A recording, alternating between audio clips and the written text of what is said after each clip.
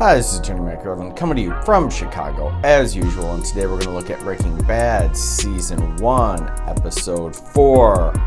Let's do it.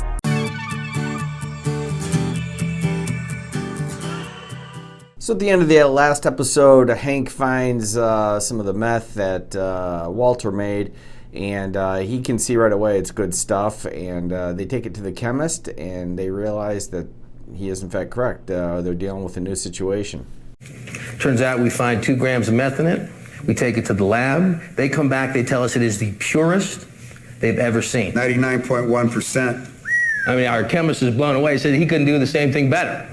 This is a great bit. Hank does figure out that he's dealing with a new person. Of course, he does not know who that new person is yet, but the camera cuts to him.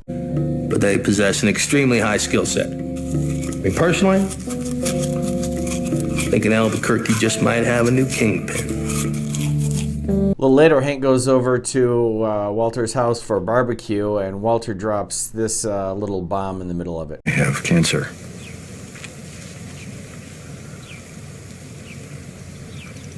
Lung cancer. Here's another great example of why this show is so good. Walter and Hank get a minute alone after he tells them all he has cancer. And Hank has this sort of touching moment where he says he'll take care of things for him. And it's, I don't know, it's kind of manly stuff, but it's really well done. Health just goes without saying, but whatever happens, I want you to know that I'll always take care of your family. Meanwhile, Jesse's reconnecting with some old friends, I suppose, and we have this moment which is very funny. You know, it's been caving in left and right. Hit me in the eye. It's bananas. Yo, my pops could fix you up. He's like a contractor or something. Yeah, right on. I should grab that number. Say it. If you like any of this content, the best way to support me and the channel is to hit like, subscribe, share with friends, and put some comments in the comment section below. And Skylar does what a wife would do and tries to find the best care possible for Walter, and she's proud of herself and should be here. The best oncologist. I mean, not even just in New Mexico, but one of the top 10 in the entire nation. His name is Dr. Del Cavoli, and we see him on Friday. Of course, they don't have the money to cover that appointment except for the proceeds of Walter's drug trade. And this is kind of an interesting bit, and it gives me a little chance to talk about law stuff.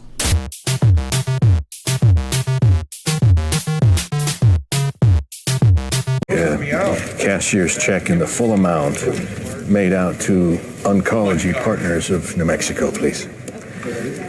This is just an interesting little bit here. It's the first time that Walt uses the proceeds of his drug trade, and I don't even think this is lost on the writers. I think it's quite intentional. The amount is $5,000, and any transaction over $10,000 must be reported under the Patriot Act, and that was not in effect at the time period involved in this show.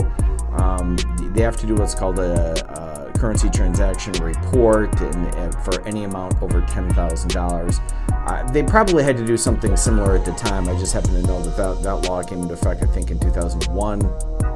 And so you can get away with going and doing a cashier's check once for the oncologist for $5,000, but you can't be doing a lot of these transactions before you're going to trip off some red flags to the authorities that you might be laundering money. Meanwhile, Jesse is basically had too much drugs and gets freaked out in his own house, so he decides to go home for a visit, and that goes about as well as you'd expect. Hey, Dad. Hey, Mom. Jake. Got new patio furniture. Right on. You can see this coming all day long, but here Jesse has to endure the indignity of his mother not being comfortable with him being alone with his little brother. What, am I some criminal or something? Whatever. Whatever? Well, you know, Jesse, you really kind of are a criminal at this point. Why, you think that's okay? Like, oh, we can't let that scumbag warp the mind of our favorite son. I'm the favorite? Inevitably, Jesse gets kicked out of his house for obvious reasons, and he decides to pay a visit to Walt, and that sets up this episode's favorite line.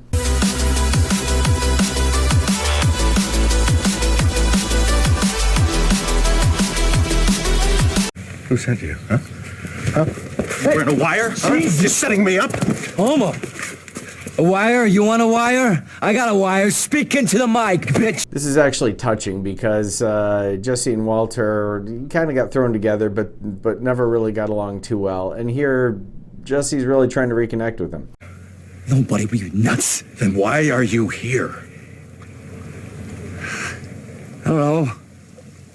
It's like touch base. Of course, there is a profit motive involved. You know, you and I cooking a little more. Wow. Get the hell off my property. Here, Jesse really shows some character, and I think it's the whole point, but he gives Walter his share of the proceeds of what he sold after Walter has kicked him off his property. $4,000. Your share from selling that batch. That's why I'm here. This next bit is really good and amusing and just sort of very satisfying. There's a character that runs through this. I think it's the same guy that Jimmy and Kim scam in Better Call Saul. Links in the description below to Better Call Saul videos. But this guy's just obnoxious, and he ran into him before. He stole his parking space. He talks on his phone all the time, and he's very loud and obnoxious. So of course, you want to see him get his karma, and here Walter gives it to him.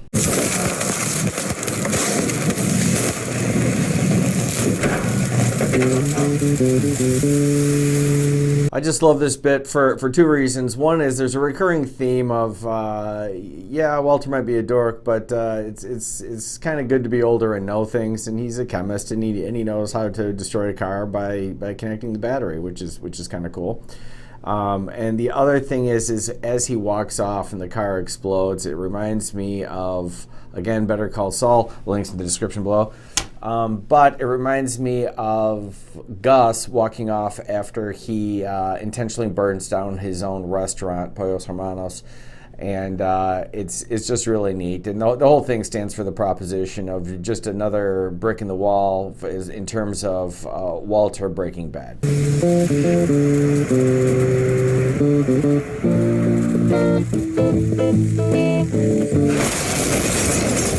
The takeaways.